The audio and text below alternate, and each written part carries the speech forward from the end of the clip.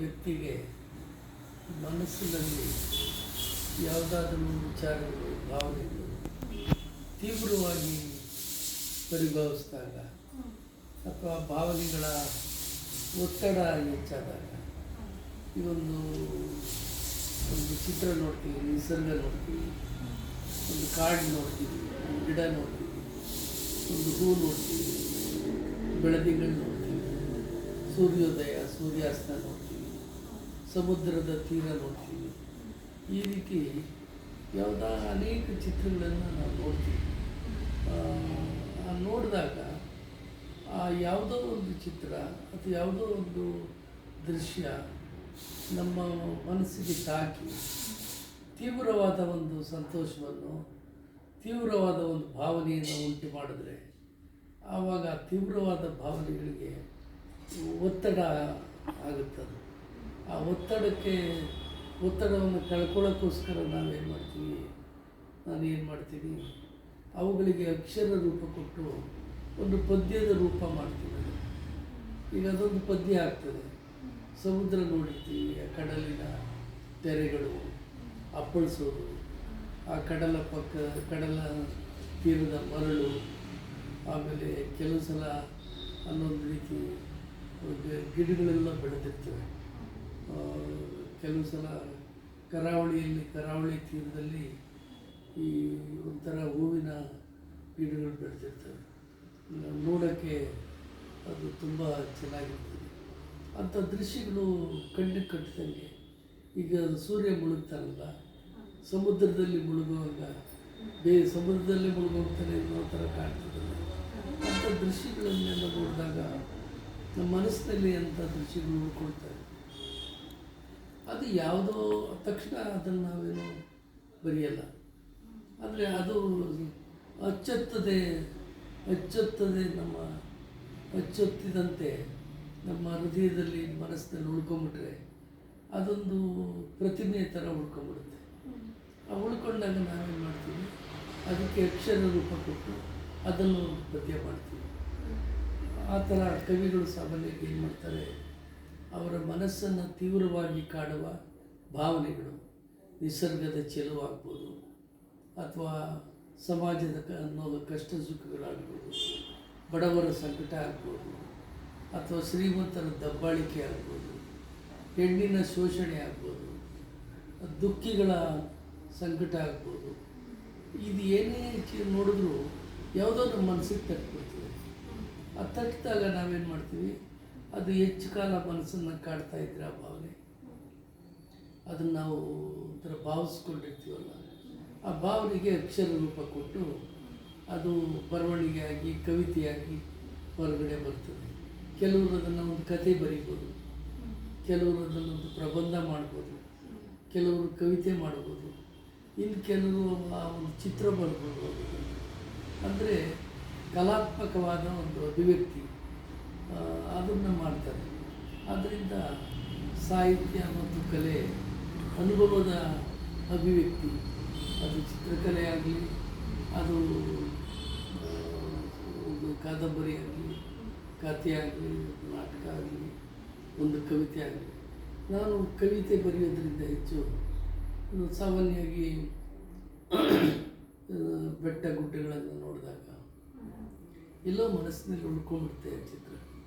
ಆಮೇಲೆ ಬಡವರ ಕಷ್ಟ ನೋಡಿದಾಗ ಅವರು ದುಡಿತಾ ಇರ್ತಾರೆ, ಕಷ್ಟಪಟ್ಟು ದುಡಿತಾರೆ, ಬೆವರು ಸುರಿಸಿ ದುಡಿತಾ ಇರ್ತಾರೆ. ಆದರೆ ಅವರಿಗೆ ಸರಿಯಾದ ಆಹಾರ ಸಿಕ್ಕಲ್ಲ, ಅವರಿಗೆ ಸರಿಯಾದ ಬಟ್ಟೆ ಇರೋಲ್ಲ. ಅವರು ಜನರಿಗೆಲ್ಲ ಬೆಳೆದು ಅನ್ನ ಕೊಡೋ ರೈತರೇ ಆಗಿರ್ತಾರೆ. ಅಥವಾ ಮೇಜು ಕುರ್ಚಿ ಈ ಮನೆಗಳು ಕಟ್ಟಿ, ವಾಹನಗಳನ್ನು ನಿರ್ಮಿಸಿ, ರಸ್ತೆಯನ್ನು ನಿರ್ಮಿಸಿ, ನಮಗೆ ಒಳ್ಳೆಯ ಸುಖವಾಗಿ ಓಡಾಡೋದಕ್ಕೆ ದಾರಿಯನ್ನು ಮಾಡಿರ್ತಾರೆ. ಆದರೆ ಅವ್ರಿಗೆ ಸುಖ ಸಿಕ್ಕೋಲ್ಲ. ಅವರು ಬಡತನದಲ್ಲಿರ್ತಾರೆ, ಊಟ ಇರೋಲ್ಲ, ಬಟ್ಟೆ ಸರಿಯಾಗಿರೋಲ್ಲ, ಅವರ ಜೀವನಕ್ಕೆ ಭಾಳ ತೊಂದರೆ ಇರ್ತದೆ. ಆ ರೈತ ಕಾರ್ಮಿಕರು, ಕೂಲಿಕಾರರು, ಬಡವರು, ಶ್ರಮಜೀವಿಗಳು ಅಂತೀವಲ್ಲ, ಶ್ರಮದಿಂದ ದುಡಿದ್ರೂ ಕೂಡ ಅವ್ರಿಗೆ ಹೊಟ್ಟೆ ತುಂಬ ಆಹಾರ ಅವರಿಗೆ ಅವ್ರ ಮಕ್ಕಳಿಗೆ ಸಿಗಲ್ಲ.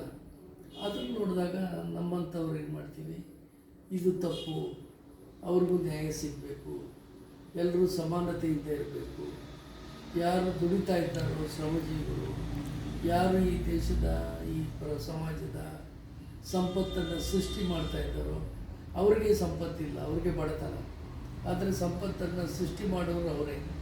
ಆ ಸಂಪತ್ತನ್ನು ಅನುಭವಿಸೋ ಸುಖ ಅವ್ರಿಗಿಲ್ಲ, ಅದನ್ನು ಮತ್ತೊಬ್ಬರಿಗೆ ಇರ್ತದೆ.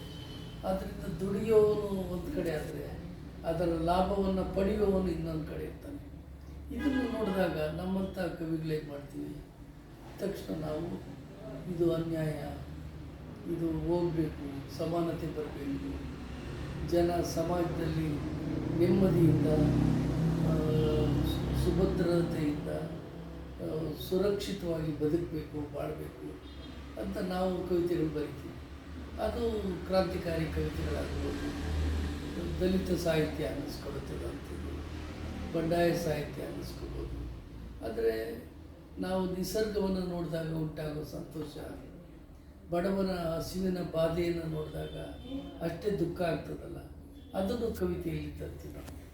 ಅದು ದುಃಖದ ಭಾವನೆ, ವಿಷಾದದ ಭಾವನೆ. ಅಯ್ಯೋ ಎಂಥ ಪರಿಸ್ಥಿತಿ ಇದೆ ಜನಕ್ಕೆ. ಆಮೇಲೆ ಅಸ್ಪೃಶ್ಯತೆ, ಜಾತೀಯತೆ. ಈಗ ದಲಿತ ವರ್ಗದವ್ರನ್ನ ಅಸ್ಪೃಶ್ಯರನ್ನಾಗಿ ಕಾಣ್ತಕ್ಕಂಥದ್ದು. ಹೋಟೆಲ್ಗೆ ಪ್ರವೇಶ ಇಲ್ಲ ಅವ್ರ ಹಳ್ಳಿಗಳಲ್ಲಿ, ದೇವಸ್ಥಾನಗಳಿಗೆ ಪ್ರವೇಶ ಇಲ್ಲ, ಬಾವಿಗಳಿಗೆ ಪ್ರವೇಶ ಇಲ್ಲ, ಕೆರೆ ನೀರು ಕುಡಿಯೋದಕ್ಕೆ ಪ್ರವೇಶ ಇಲ್ಲ. ಪ್ರಾಣಿ ಪಕ್ಷಿಗಳು ಕುಡಿಯುವ ನೀರನ್ನು ಈ ಜನ ಹೋಗಿ ಮುಟ್ಟಿದ್ರೆ ಅವ್ರನ್ನ ಹಲ್ಲೆ ಮಾಡಿ ಕೊಂದೇ ಬಿಡ್ತಾರೆ ಅನೇಕ ಕಡೆ.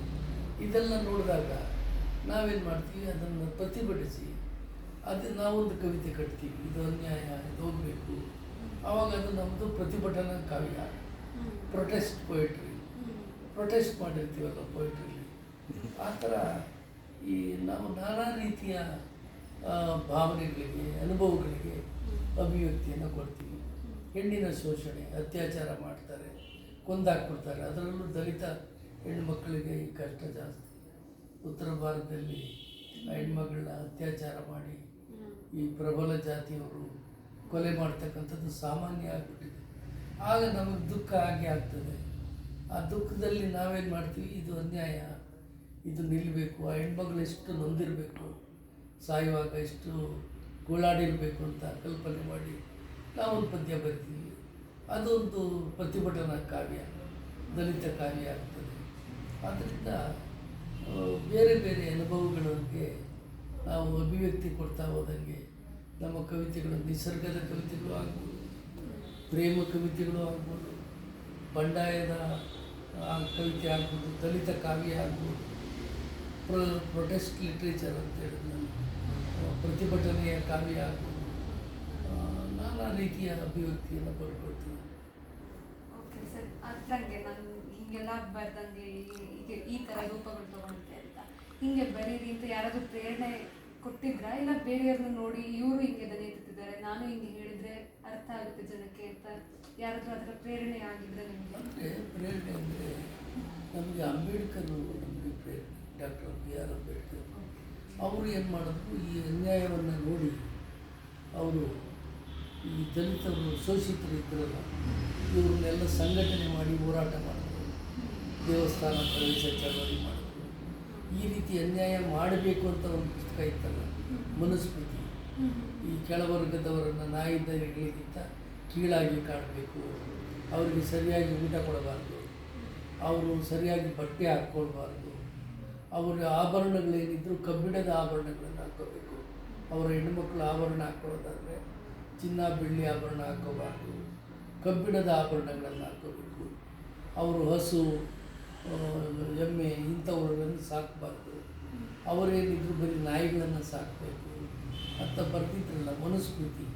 ಆ ಮನುಸ್ಮೃತಿಯನ್ನು ಅಂಬೇಡ್ಕರ್ ಅವರು ಬೆಂಕಿ ಇಟ್ಟು 1927ರಲ್ಲಿ ಡಿಸೆಂಬರ್ 25ನೇ ತಾರೀಕು ಸುಟ್ಟಾಕಿದ್ರು. ಇನ್ನು ಇದಕ್ಕೆ ಬೆಲೆ ಇಲ್ಲ, ಈ ರೀತಿಯ ಜೀವನ ಮಾಡೋಕ್ಕೆ ನಾವು ಸಿದ್ಧರಿಲ್ಲ ದಲಿತರು, ಆದ್ದರಿಂದ ನಾವು ಸುಟ್ಟಾಕ್ತಾಯಿದ್ವಿ. ಸುಟ್ಟಾಕಿ ಹೋರಾಟಗಳನ್ನು ಪ್ರಾರಂಭ ಮಾಡೋದು. ದಿಲ್ಲಿದ್ದಲ್ಲಿ ಮಹದ್ ಕೆರೆ ಅಂತ, ಚೌದಾರ್ ಕೆರೆ ಅಂತ ಮಹದ್ ನಗರ, ಅಲ್ಲಿ ನೀರು ಕುಡಿಯೋಕ್ಕೆ ದಲಿತರಿಗೆ ಅವಕಾಶ ಇಲ್ಲ. ದೊಡ್ಡ ಕೆರೆ, ಅವರೇನಿದ್ರು ಕೊಚ್ಚೆ ನೀರು, ಚರಂಡಿ ನೀರು ಕುಡಿಯೋ ಪರಿಸ್ಥಿತಿ. ಆಗ ಅಂಬೇಡ್ಕರ್ ಅವ್ರು ಏನು ಮಾಡಿದ್ರು, ಸಾವಿರಾರು ಜನರನ್ನು ಸಂಘಟನೆ ಮಾಡಿ ಮೆರವಣಿಗೆಯಲ್ಲಿ ಹೋಗಿ ತಾವೇ ಮೊದಲು ನೀರನ್ನು ಕೊಡೋದು. ಒಬ್ಬ ಅಸ್ಪೃಶ್ಯ ನಾಯಕನಾಗಿ ತಾವೇ ಮೊದಲು ನೀರನ್ನು ಕುಡಿದು ಚಳವಳಿಯನ್ನು ಪ್ರಾರಂಭ ಮಾಡೋದು. ದೇವಸ್ಥಾನ ಬಿಡ್ತಿದ್ವಿ, ಆ ದೇವಸ್ಥಾನ ಬಿಡೋದಕ್ಕೆ ಚಳವಳಿಯನ್ನು ಪ್ರಾರಂಭ ಮಾಡಿದ್ವಿ. ಆದರೆ ಅಂಬೇಡ್ಕರ್ ಅವರು ಈ ರೀತಿ ದಲಿತರಿಗೆ ಜಾಗೃತಿ ಉಂಟು ಮಾಡಿದ್ದು ನನಗೆ ಸ್ವಲ್ಪ ಪ್ರಭಾವ ಆಯಿತು. ಚಿಕ್ಕಂದಲ್ಲೇ ಈ ವಿಷಯಗಳೆಲ್ಲ ಕಿವಿಗೆ ಬಿದ್ದು ಅಂಬೇಡ್ಕರ್ ಸಾಹಿತ್ಯ ಎಲ್ಲ ತಿಳ್ಕೊಂಡ್ಮೇಲೆ ನನಗೇನು ಅನ್ನಿಸ್ತು, ಇಂಥ ವಿಷಯಗಳನ್ನೇ ಕುರಿತು ಪದ್ಯ ಬರೆಯೋಣ. ಈ ದಲಿತ ವರ್ಗದವರು, ಶೋಷಿತ ವರ್ಗದವರು, ಬಡವರು, ನಿರ್ಗತಿಕರು ಅಂತೀವಲ್ಲ, ಏನೂ ಆಧಾರ ಇಲ್ಲ, ಅವರಿಗೆ ಮನೆ ಇಲ್ಲ, ಮಠವಿಲ್ಲ, ಬೀದಿಯಲ್ಲೇ ಮಲಗ್ತಾರೆ, ಜೊತೆಗೆ ಗುಡಿಸಲುಗಳಲ್ಲೇ ಇರ್ತಾರೆ. ಅವ್ರಿಗೆ ಯಾರು ಗೌರವನೂ ಕೊಡೋಲ್ಲ. ಇಂಥ ಕೀಳು ಜನ, ಕೀಳು ಜಾತಿ ಅಂದ್ಬಿಟ್ಟು ಅವರನ್ನು ತುಳಿತಾರೆ. ಅದನ್ನು ನೋಡಿದಾಗ ಅಂಬೇಡ್ಕರ್ ಅವರು ಇದರ ವಿರುದ್ಧ ಹೋರಾಟ ಮಾಡಿ ಆ ಮನುಸ್ಮೃತಿಯನ್ನು ಸುಟ್ಟು ಹೊಸ ಸಂವಿಧಾನವನ್ನೇ ಬರ್ಕೊಟ್ರಲ್ಲ ಅವರು ದೇಶಕ್ಕೆ. ಆದ್ದರಿಂದ ಅಂಬೇಡ್ಕರ್ ಅವರ ಪ್ರೇರಣೆಯಿಂದ ನಾನು ಕವಿತೆಗಳನ್ನು ಬರೆಯೋಕ್ಕೆ ಶುರು ಮಾಡಿದೆ. ಆಮೇಲೆ ನನಗೆ ಸ್ವಲ್ಪ ಮಾರ್ಕ್ಸ್ವಾದದ ಪ್ರೇರಣೆ ಕೂಡ ಆಯಿತು, ಕಮ್ಯುನಿಸಮ್ ಪ್ರೇರಣೆ. ನನಗೆ ಅದು ಇಷ್ಟವೂ ಆಯಿತು. ಅಂದರೆ ಕಮ್ಯುನಿಸಮ್ ಅಂದರೆ ಬಡವರು, ಕಾರ್ಮಿಕರು, ರೈತರು ಇವರಿಗೆ ಸಮಾನತೆ ಕೊಡ್ತಕ್ಕಂಥ ಒಂದು ತತ್ವ. ಆ ತತ್ವ ನನಗೆ ಭಾಳ ಇಷ್ಟ ಆಯಿತು. ಅಂದರೆ ಕೇವಲ ದಲಿತರಲ್ಲಿ ಮಾತ್ರ ಬಡವರಿಲ್ಲ, ಈ ಸಮಾಜದ ಎಲ್ಲ ವರ್ಗದಲ್ಲೂ ಬಡವರಿದ್ದಾರೆ, ಎಲ್ಲ ಜಾತಿಗಳಲ್ಲಿ, ಮೇಲ್ಜಾತಿಗಳಲ್ಲೂ ಬಡವರಿದ್ದಾರೆ. ಅಪಮಾನಗೊಳ್ತಕ್ಕಂಥವರು, ಹಸಿವಿನಿಂದ ಸಾಯ್ತಕ್ಕಂಥವರು ಬರೀ ನಮ್ಮ ದಲಿತರಲ್ಲಿ ಮಾತ್ರ ಇಲ್ಲ, ಸಮಾಜದ ಎಲ್ಲ ಜಾತಿಗಳಲ್ಲೂ ಕೂಡ ಇದ್ದಾರೆ. ಆಮೇಲೆ ಎಲ್ಲ ದೇಶಗಳಲ್ಲೂ ಕೂಡ ಇದ್ದಾರೆ. ಈ ಕಷ್ಟಪಡ್ತಕ್ಕಂಥವರು, ಈ ಸೋಮಾಲಿಯಾದಲ್ಲಿ ಹಸುವಿನಿಂದ ಸಾಯೋರು ಏನು ಕಮ್ಮಿನ? ಈ ದೇಶಗಳು ಆ ಥರ ಆಫ್ರಿಕಾ ದೇಶಗಳಲ್ಲಿ ಆ ಮಕ್ಕಳ ಚಿತ್ರಗಳನ್ನು ನೋಡಿದ್ರೆ ಅಸ್ಥಿ ಪಂಜರಗಳ ಥರ ಕಾಣ್ತಾರೆ. ಆ ಕಪ್ಪು ಮಕ್ಕಳು ನೋಡಿದಾಗ ಎಂಥವ್ರಿಗೂ ಕಣ್ಣೀರು ಬರ್ತದೆ. ಅದು ಪ್ರಾಣಲ್ಲ. ಈಗ ದಲಿತರು ಆಡ್ತಾರೆ. ನಾನು ಏಕೆಂದರೆ ದಲಿತರನ್ನು ಜಾಗೃತಿ ಮಾಡೋಕ್ಕೋಸ್ಕರ ಪದ್ಯಗಳು ಬರ್ತೇನೆ. ದಲಿತರು ರಾಜ್ಯದ ಎಲ್ಲ ಕಡೆ ಆಡ್ತಾರೆ, ಭಾಳ ವರ್ಷದಿಂದ ಆಡ್ತಾರೆ. ಯಾರಿಗೆ ಬಂತು, ಎಲ್ಲಿಗೆ ಬಂತು 47 ಸ್ವಾತಂತ್ರ್ಯ, ಹಸಿವಿನಿಂದ ಸತ್ತೋರು, ಸೈಜುಗಲ್ಲು ಹೊತ್ತೋರು, ಒದಸಿಕೊಂಡು ಹೊರಗಿದೋರು ನನ್ನ ಜನಗಳು, ಈ ಥರ ಪದ್ಯಗಳು. ಮಾಳಿಗೆಗಳ ಎತ್ತಿದೋರು, ಬಂಗಲೆಗಳ ಕಟ್ಟಿದೋರು, ತಳಾದಿಗೆ ಸಿಕ್ಕಿದೋರು ನನ್ನ ಜನಗಳು, ಬೀದಿಯಲ್ಲಿ ಬಿದ್ದೋರು, ಸದ್ದಿಲ್ಲದೆ ಇದ್ದೋರು, ಒಳಗೊಳಗೆ ಹತ್ತೋರು ನನ್ನ ಜನಗಳು, ಪರಮಾತ್ಮನ ಹೆಸರು ಹೇಳಿ ಪರಮಾನ್ನ ಉಂಡ ಜನಕ್ಕೆ ಬೂಟು ಬೆಟ್ಟು ಒಲೆದೋರು ನನ್ನ ಜನಗಳು. ಈ ಥರ ಪದ್ಯ ಬರೆದಾಗ ನಮ್ಮ ಜನಗಳೆಲ್ಲ ಹಾಡಿಕೊಂಡು ಆ ಒಂದು ಆವೇಶ, ಒಂದು ಜಾಗೃತಿ. ಅದೇನಾಯಿತು, ರೈತರು ಹಾಡೋಕ್ಕೆ ಶುರು ಮಾಡಿದ್ರು. ಎಲ್ಲ ಜಾತಿ ರೈತರು ಯಾರಿಗೆ ಬಂತು, ಎಲ್ಲಿಗೆ ಬಂತು, 47ರ ಸ್ವಾತಂತ್ರ್ಯ, ರೈತ ಕಾರ್ಮಿಕರು, ಅವರು ಯಾವುದೇ ಜಾತಿಯವರಿಗೆ ಅನ್ಯಾಯ ದಬ್ಬಾಳಿಕೆಗೆ ಒಳಗಾದವರು ಎಲ್ಲರೂ ನನ್ನ ಹಾಡುಗಳನ್ನು ಹಾಡ್ತಾ ಇದ್ದಾರೆ ಇವತ್ತು ಕೂಡ. ನಿನ್ನೆ ದಿನ ನನ್ನ ಜನ ಬೆಟ್ಟದಂತೆ ಬಂದರು, ಈ ಥರ ಪದ್ಯಗಳು. ಆಮೇಲೆ ಅನೇಕ ಪದ್ಯಗಳನ್ನು ರೈತರು ಹೋರಾಟಗಳಲ್ಲಿ ಆಡ್ತಾರೆ. ದಲಿತರು ಬರುವರು ದಾರಿ ಬಿಡಿ, ದಲಿತರ ಕೈಗೆ ರಾಜ್ಯ ಕೊಡಿ, ಇಂಥ ಪದ್ಯಗಳು. ಅಂದರೆ ಅವರಿಗೊಂದು ಆವೇಶ ಬಂದು ಸ್ಫೂರ್ತಿ ಬಂದಂಗೆ ಆಗ್ತದೆ ಅನಿಸುತ್ತೆ. ನಾನು ಬರೆದು ಒಂದು 40 ವರ್ಷದ ಮೇಲೆ ಆಯಿತು. ನಾನು ಬರೆದಿದ್ದು 18-20ನೇ ವಯಸ್ಸಿನಲ್ಲೇ ಪದ್ಯಗಳು ಬರೀತಾ ಇದ್ದೆ. 40 ವರ್ಷ ಆದರೂ ಕೂಡ ಇವತ್ತಿಗೂ ಬೀದಿಗಳಲ್ಲಿ ಮೆರವಣಿಗೆ ಮಾಡ್ಕೊಂಡು ಹೋಗುವಾಗ ನನ್ನ ಹಾಡುಗಳನ್ನು ಜನಗಳು ಹಾಡ್ಕೊಂಡು ಹೋಗ್ತಾ ಇರ್ತಾರೆ. ಅದು ಯಾಕೆ ಅಂತಂದರೆ ಹಾಡುಗಳು ಗ್ರೇಟ್ ಅಂತಲ್ಲ, ಸಮಸ್ಯೆ ಪರಿಹಾರ ಆಗಿಲ್ಲ. ನಾನು ಯಾವ ಸಮಸ್ಯೆ ಕುರಿತು ಅವಾಗ 40 ವರ್ಷದಿಂದ ಬರ್ತೇನೆ, ಆ ಸಮಸ್ಯೆಗಳು ಹಂಗೆ ಉಳ್ಕೊಂಡ್ಬಿಟ್ಟಿವೆ. ಬಡತನ, ನಿರುದ್ಯೋಗ, ಹಸಿವು, ಅನ್ಯಾಯ, ದಬ್ಬಾಳಿಕೆ, ದೌರ್ಜನ್ಯ ಉಳ್ಕೊಂಡ್ಬಿಟ್ಟಿವೆ. ಅಲ್ಲಿ 40 ವರ್ಷದಿಂದ ಇದ್ದದ್ದು ಇವತ್ತಿಗೂ ಇದೆ. ಅದಕ್ಕೆ ಪ್ರತಿಕ್ರಿಯೆಯಾಗಿ ನನ್ನ ಹಾಡುಗಳನ್ನು ಈಗಲೂ ಹಾಡ್ತಾ ಇದ್ದಾರೆ. ಮತ್ತೆ ಸರ್, ನೀವು ಹೇಳಿದ್ರಲ್ಲ ನಿಮಗೆ ಪ್ರೇರಣೆ ಆಯಿತು ಅಂತ. ಅಂದ್ರೂ ಇವಾಗ ನಮ್ಮ ದೇಶದಲ್ಲಿ, ನಮ್ಮ ಭಾರತದಲ್ಲಿ, ನಮ್ಮ ರಾಜ್ಯದಲ್ಲಿ ಎಷ್ಟೊಂದು ಭೂತಗಳಿವೆ. ಅದು ನಮ್ಮ ಬಡವರಿಗೆ ಆಗಿರ್ಬೋದು, ನಮ್ಮ ದಲಿತರಿಗೂ ಇನ್ನು ಎಷ್ಟೊಂದು ಕಡೆ ಅಸ್ಪೃಶ್ಯತೆ ಎಲ್ಲ ಇರುವಂಥದ್ದು. ನಿಮ್ಗೆ ಅನಿಸೋ ಪ್ರಕಾರ ಯಾವುದು ಇಲ್ಲ ಅಂತಂದ್ರೆ ಒಂದು ಮಟ್ಟಿಗೆ ನಮ್ಮ ರಾಜ್ಯ ಒಂದು ಮಟ್ಟಿಗೆ ಎಲ್ಲರೂ ಖುಷಿಯಾಗಿರ್ಬೋದು, ಎಲ್ಲ ನೆಮ್ಮದಿಯಾಗಿರ್ಬೋದು. ಆ ಭೂತ ಒಂದು ತೆಗೆದ್ರೆ ಎಲ್ಲ ಖುಷಿಯಾಗಿರ್ತಾರೆ ಅನ್ಸೋ ಒಂದು ಪಾಯಿಂಟ್ ಯಾವ್ದು ಅನ್ಸ್ಬೋದು ಸರ್ ನಿಮಗೆ? ಅಂದರೆ ಭೂತ ಅಂತ ನೀವು ಹೇಳೋದು ಒಂದು ಕಿಡುಗು, ಹಾಂ ಹೌದು. ಪಿಡುಗು, ಹಾಂ ಹೌದು. ಒಂದು ಮೌಢ್ಯ ಅಂತೀವಲ್ಲ. ನನಗನ್ನಿಸ್ತದೆ ಜಾತೀಯತೆ ಹೋಗಬೇಕು, ಅಸ್ಪೃಶ್ಯತೆ ಹೋಗಬೇಕು. ಇವತ್ತು ಕೂಡ ದೇಶದಾದ್ಯಂತ ದಲಿತರಿಗೆ ಭಾಳ ಕಷ್ಟ ಇದೆ ಬದುಕೋದು. ಈಗ ತಮಿಳ್ನಾಡಿನಲ್ಲಿ ವಾಚ್ ಕಟ್ಟಿದ ಅಂತ ಅವ್ರ ಕೈನೇ ಕತ್ತರಿಸ್ಬಿಟ್ರು. ದಲಿತರು ವಾಚ್ ಕಟ್ಟಂಗಿಲ್ಲ, ಅವ್ರು ಹೆಂಗೆ ಕಟ್ಟಿದ್ದಾರೆ, ಕೈ ಕತ್ತರಿಸ್ಬಿಟ್ರು. ಇನ್ನೊಬ್ಬನಿಗೆ ಉಂಗುರ ಹಾಕವಣೆ ಅಂತ ಬೆರಳಿಗೆ ಕತ್ತರಿಸ್ಬಿಟ್ರು. ಉತ್ತರ ಭಾರತದಲ್ಲಿ ಮದುವೆ ಗಂಡು, ದಲಿತ ಮದುವೆ ಗಂಡು ಕುದುರೆ ಮೇಲೆ ಹೋಗ್ತಾ ಇದ್ದ, ಕುದುರೆ ಮೇಲೆ ಹೋಗೋದೊಂದು ಪದ್ಧತಿ. ಆದರೆ ಈ ಬೇರೆಯವರೆಲ್ಲ ದಲಿತನಾಗಿ ಕುದುರೆ ಮೇಲೆ ಬರ್ತಾವನಲ್ಲ ಅಂತೇಳಿ ಅವನ್ನ ಕುದುರೆಯಿಂದ ಕೆಳಗಡೆ ಎಳೆದು ಅವನ್ನ ಸಾಯಿಸಿ ಆ ಕುದುರೆನೂ ಸಾಯಿಸ್ಬಿಟ್ರು.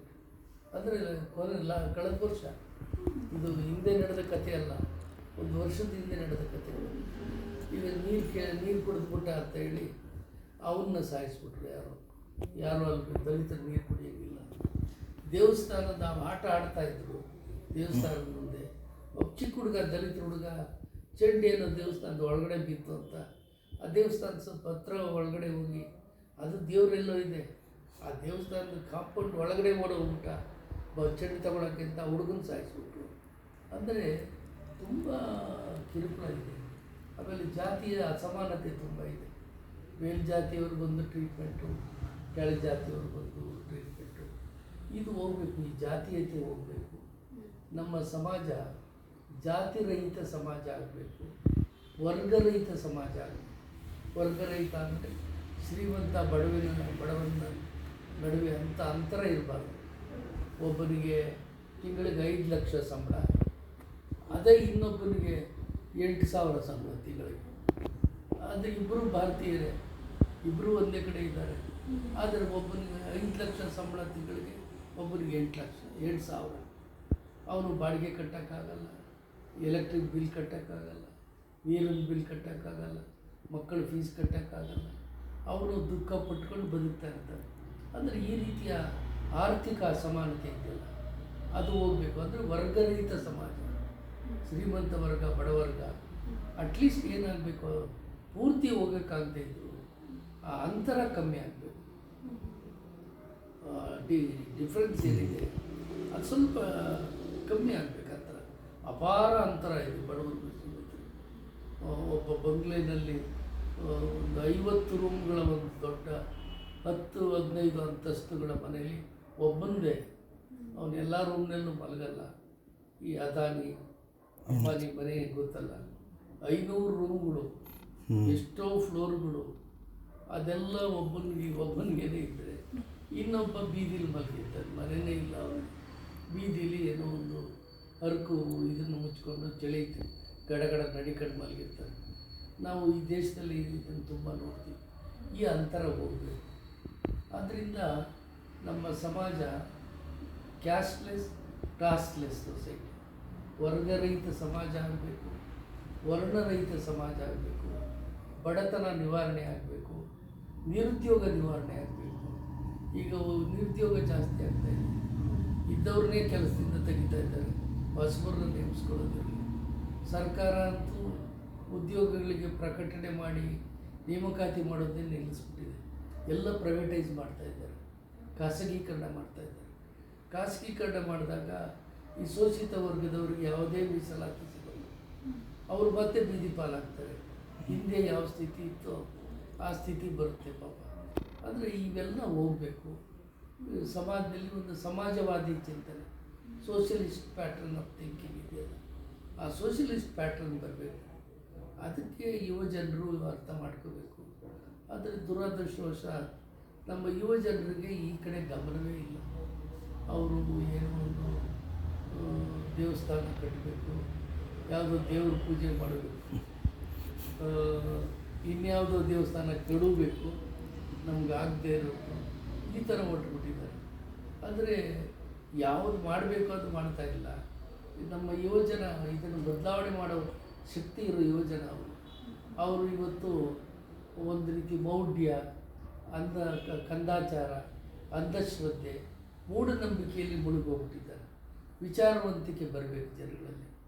ಅದರ ಅಗತ್ಯ ಇದೆ.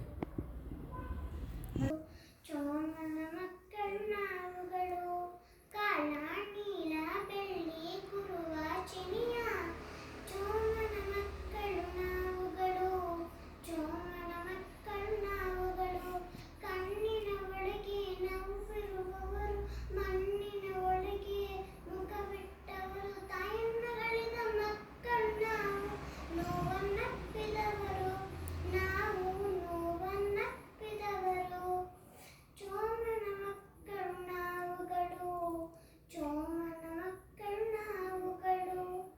ಹುಕ್ಕಿನ ಮೈಗೆ ಹೂವಿನ ಮನಸ್ಸು, ಮೂಡುವ ಭೂಮಿಯ ಕೇನೆಯ ಕನಸು. ಭೂತಾಯಿಯ ಮನ ಮಕ್ಕಳು ನಾವು, ಚೋಮನ ಎಲುಬುಗಳು ನಾವು, ಚೋಮನ ಎಲುಬುಗಳು.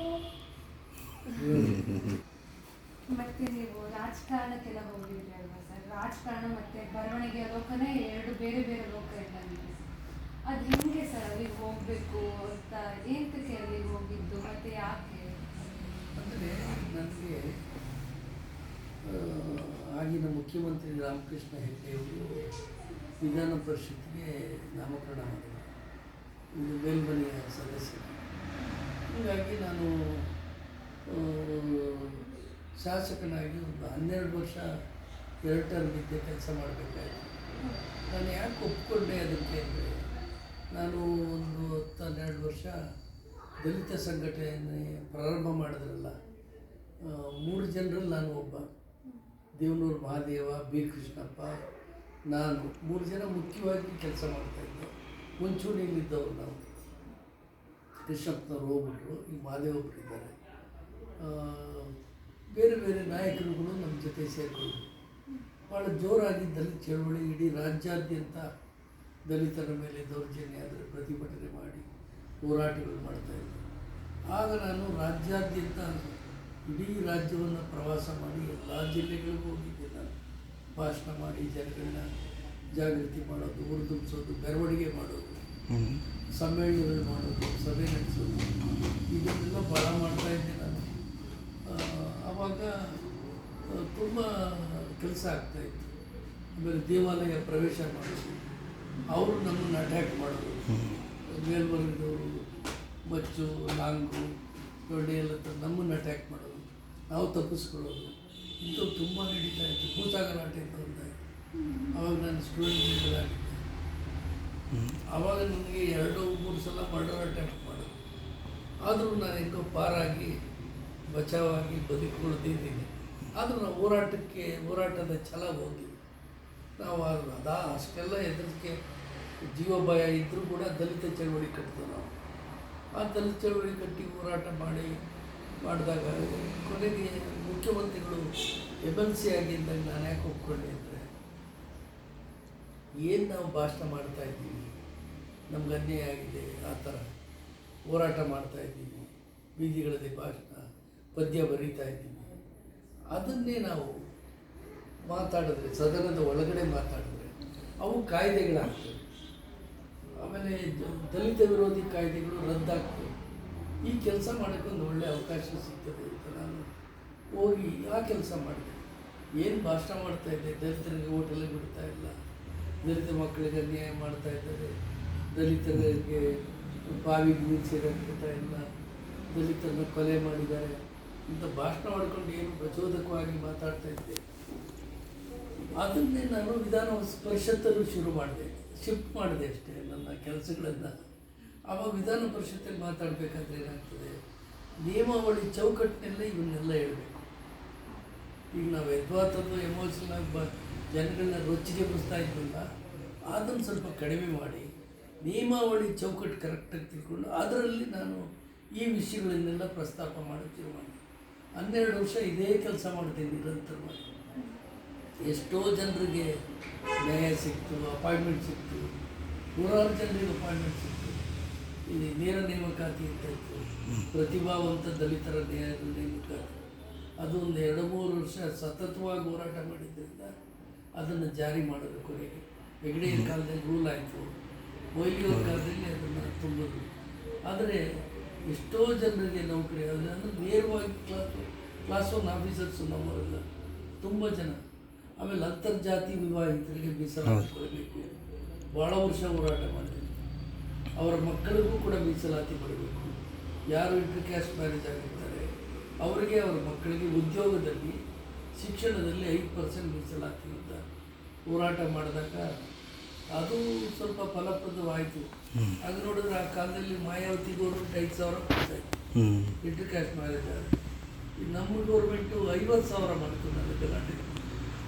ಈಗ ನಾವು ಮತ್ತೆ ಆಂಜನೇಯ ಅವ್ರ ಜೊತೆ ಎಲ್ಲ CM ಜೊತೆ ಎಲ್ಲ ಮಾತಾಡಿ ಚರ್ಚೆ ಮಾಡಿದ್ಮೇಲೆ ಈಗ 5 ಲಕ್ಷ ನಮ್ಮಲ್ಲಿ ಯಾರಾದರೂ ಇಂಟರ್ ಕ್ಯಾಸ್ಟ್ ಮ್ಯಾರೇಜ್ ಆದರೆ 5 ಲಕ್ಷ ರೂಪಾಯಿ ಗೌರ್ಮೆಂಟ್ ತಕ್ಷಣ ಕೊಟ್ಬಿಡ್ತದೆ ಅವರಿಗೆ.